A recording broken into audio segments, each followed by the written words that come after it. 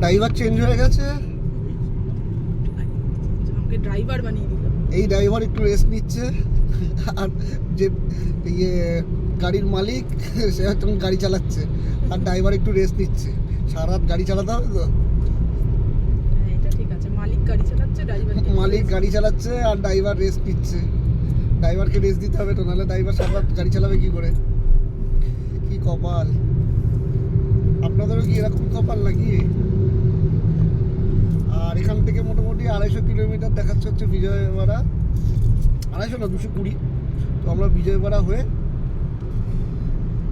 কলকাতার দিকে যাব। ইচ্ছা আছে ননস্টপ চালানো, যত তাড়াতাড়ি পারবো পৌঁছাবো। কারণ মন্ডে থেকে আমারও অফিস, ওরও স্কুল, রিয়ার স্কুল, সবাই যে যার কাজে ব্যস্ত হয়ে যেতে হবে। একটু খারাপ তো লাগছেই, ট্রিপটা শেষ হচ্ছে তো সেটা নিয়ে চিন্তা নেই।